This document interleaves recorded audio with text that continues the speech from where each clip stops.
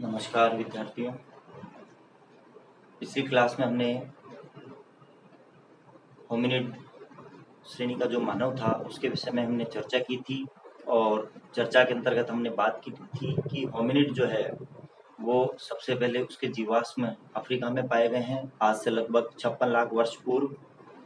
और उसके बाद में हमने यह भी देखा था कि आगे चल कर के होमिनिड को अनेक प्रजातियों में विभाजित किया गया था विद्वानों के द्वारा, जिनमें से दो प्रमुख प्रजातियां ऑस्ट्रेलोपिथिकस और होमो थी। ऑस्ट्रेलोपिथिकस के विषय में हमने चर्चा की थी कि होमो की तुलना में उसके जो मस्तिष्क का आकार है वो छोटा होता था। तात्पर्य ये है कि सोचने समझने की क्षमता कम होती थी। और इसके अतिरिक्त हमने यह भी चर्चा की थी कि दांत बड़े होते थे होमो की तुलना में ऑस्ट्रेलोपिथिकस के, जो पीछे के जो दांत होते थे वह भी, और दो पैरों पर चलने की क्षमता भी उसमें कम थी। यद्यपि चलता था परंतु कम क्षमता थी, कम दूरी तक चल पाता था।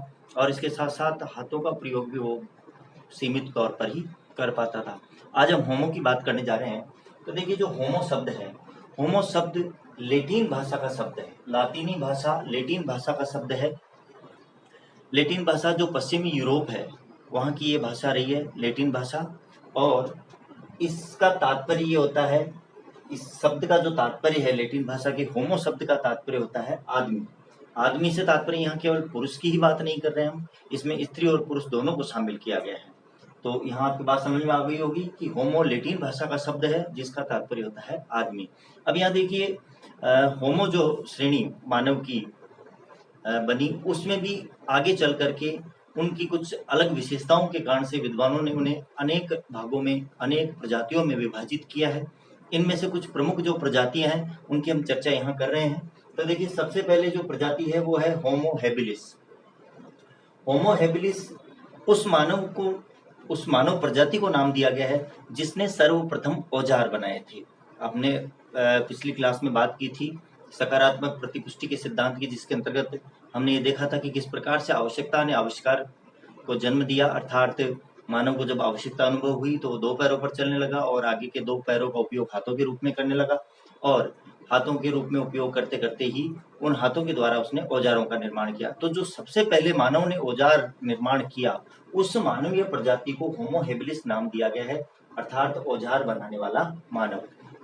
अब ये जो होमो हैबिलिस के जीवाश्म हमें कहाँ से प्राप्त हुए हैं? तो देखिए, इसके जीवाश्म हमें अफ्रीका से मिलते हैं। अफ्रीका के इथोपिया और तंजानिया जो क्षेत्र है वहां से सर्वप्रथम सबसे प्राचीनतम इसके जो जीवाश्म हमको प्राप्त होते हैं। तो होमो हैबिलिस जो जनजाति है या जो प्रजाति है मानव की, उसके सबसे प्राचीनतम जो जीवाश्म है वो अफ्रीका के इथोपिया और तंजानिया से प्राप्त होते हैं।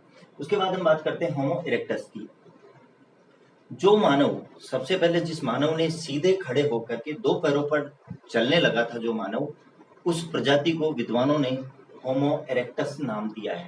तात्पर्य यह है कि देखा जाए तो दो पैरों पर चल करके और उसके बाद में ही मानव ने संभवतः औजारों का निर्माण किया होगा। तो प्रथम जो प्रजाति है वो होमो इरेक्टस ही है, उसके बाद होमो हैबिलिस आता है, क्योंकि दो पैरों पर चलने के बाद ही उसके आगे के दो पैर जो हाथों के रूप में उसने प्रयोग किया होगा और उसके बाद ही औजार बनाए होंगे। तो यहाँ पर होमो इरेक्टस वह मानव था जो सीधे खड़े होकर दो पैरों के बल चलता था।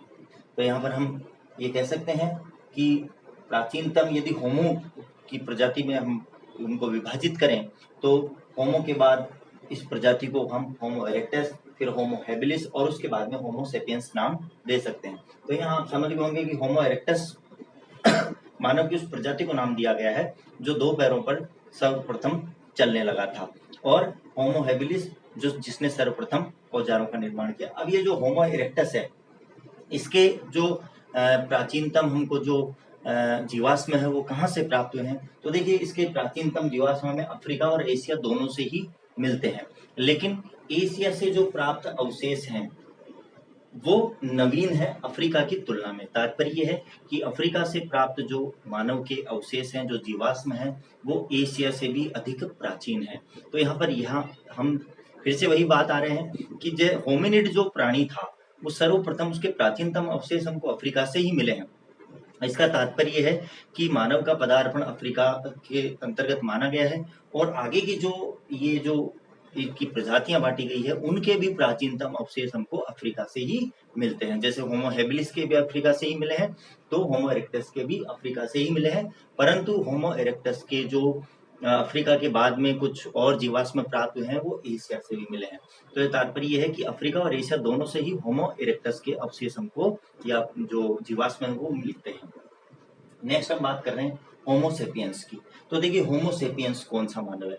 आज का जो मानव है, वर्तमान में जो मनुष्य है वो होमोसेपियंस श्रेणी का मनुष्य है, क्योंकि यह प्राज्ञ और चिंतनशील मनुष्य कहलाता है। तात्पर्य है सोचने समझने की इसमें क्षमता है, चिंतन कर सकता है, विचार कर सकता है, तो इसलिए इसको नाम दिया गया है होमोसेपियंस। यहाँ हम देखते हैं कि होमोसेपियंस के जो अवशेष हैं या जो जीवाश्म है वो हमको अफ्रीका, एशिया और यूरोप तीनों जगह से ही मिलते हैं। विद्वानों के द्वारा जहाँ से जीवाश्म कई बार ऐसा होता है कि जिस स्थान से जीवाश्म मिलते हैं उस स्थान के नाम पर ही मानव की उस जीवाश्म की प्रजाति को वो नाम दे दिया जाता है। तो यहाँ पर बहुत सारे ऐसे नाम आगे मिलेंगे आपको। तो देखिए होमोसेपियंस जो प्राज्ञ और चिंतनशील मानव था उसे हम होमोसेपियंस की श्रेणी में रखते हैं और इसके अवशेष जो है अफ्रीका, एशिया और यूरोप से प्राप्त होते हैं। आगे हम बात करते हैं कि इस होमोसेपियंस की जो विशेषताएं थी वो क्या थी। तात्पर्य यह है कि ये ऑस्ट्रेलोपिथिकस से किस प्रकार से तुलनात्मक रूप से इसमें अंतर था। तो देखिए हम ऑस्ट्रेलोपिथिकस से यहाँ होमो की तुलना कर रहे हैं, होमोसेपियंस की तुलना कर रहे हैं। तो देखिए बड़ा मस्तिष्क था, तात्पर्य यह है कि सोचने समझने की क्षमता ऑस्ट्रेलोपिथिकस से अधिक थी। इसके साथ साथ जबड़े बाहर की ओर कम निकले हुए थे। ऑस्ट्रेलोपिथिकस है उसके जबड़े जैसे वर्तमान में पशु के जबड़े होते हैं बाहर निकले हुए, उसी प्रकार से ऑस्ट्रेलोपिथिकस के जबड़े होते थे जो थोड़ा बाहर निकले हुए होते थे। परंतु होमोसेपियंस या होमो के जो जबड़े हैं वो कम बाहर की ओर निकले हुए हैं, अर्थात ऑस्ट्रेलोपिथिकस की तुलना में इसके जबड़े थोड़े छोटे होते थे। इसके साथ साथ ऑस्ट्रेलोपिथिकस की तुलना में होमो के जो दांत हैं वो भी छोटे होते थे। तो यहाँ पर केवल सेपियंस की बात नहीं कर रहा हूँ मैं, ये जो होमो जो प्रजाति है, इस होमो प्रजाति की जो ये विशेषताएं हैं, ये विशेषताएं होमो प्रजाति की है और इसकी तुलना हमने किससे की है? ऑस्ट्रेलोपिथिकस से की है।